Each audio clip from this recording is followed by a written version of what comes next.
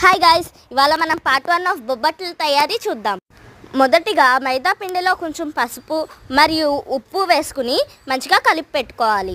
తర్వాత శనగపప్పుని ఉడకబెట్టుకోవాలి. ఆ శనగపప్పు మిశ్రమంతో కొంచెం బెల్లం వేసి మంచిగా కుక్ చేసుకోవాలి.